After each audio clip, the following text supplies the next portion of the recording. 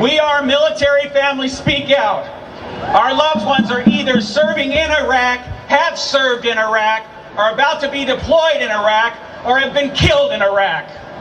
There are military families all over the United States standing on stages just like this to ask for your support in bringing the troops home. It is our loved ones that are fighting and dying in this war. We are confronting anybody who supports this war, who is not willing to serve themselves or send their loved ones. People tell us our children volunteered.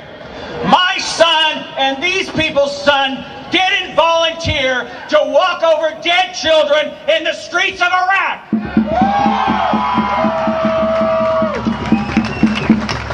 An 18-year-old can sign a contract to go to war, but he can't get a cell phone without his parents' signature.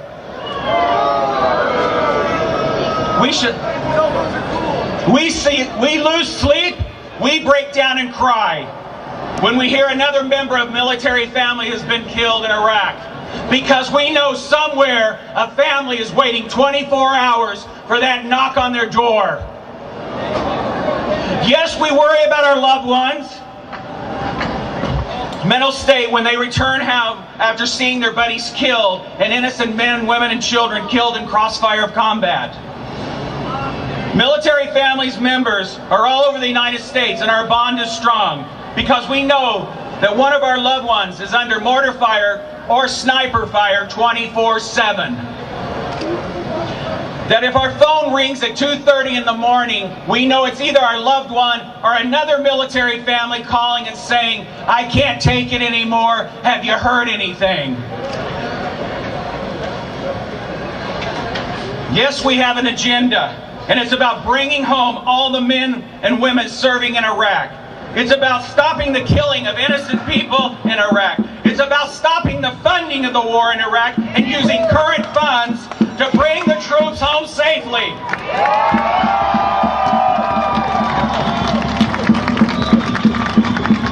We spend our days confronting politicians, we protest, we spend hours writing the media and our government.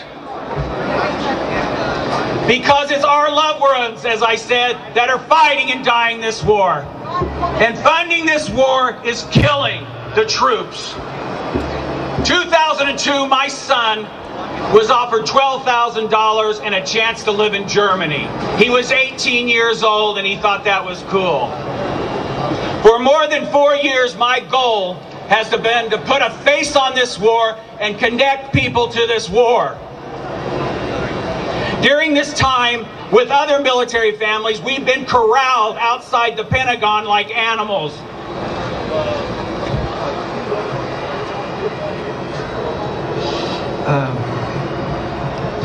We have confronted members of the Senate and the House in Washington, D.C., and then followed them back to their home state and continued to confront them in their offices, in their own yards, of their own homes.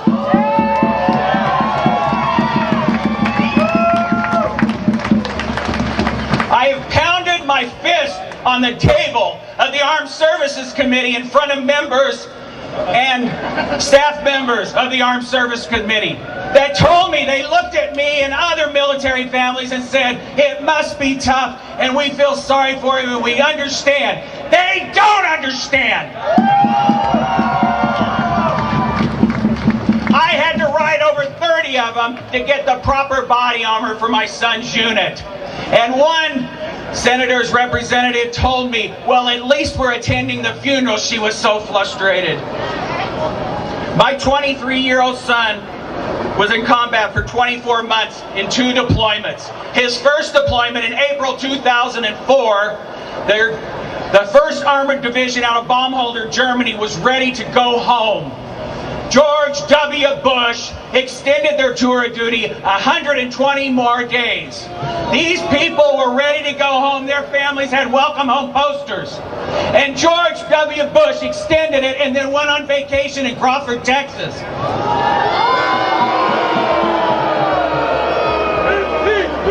During time my son has written home, and he said in letters, "Why are we here? And we don't know our mission." When my son's buddy died and was killed, he wrote in his journal, "Today is a sad day and a day I will never forget. We lost PFC Pataki to a sniper. He was a soldier and a friend that no one will ever be able to replace. This is the first time I've cried in a long time, but my pride isn't big enough to stop the tears that he deserves. I hope he's in a better place now." My stomach soured today as I pulled all of Pataki's gear out of his IBA. His gear was soaked in blood from his wounds. My hands could feel the moisture from his sweat.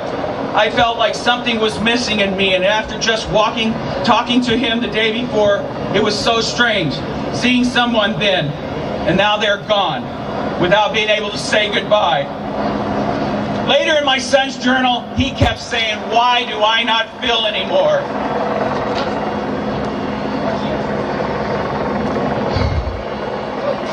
You know, the amazing thing, as many people as we talk to, yet people will come up to us and say that we don't support the troops.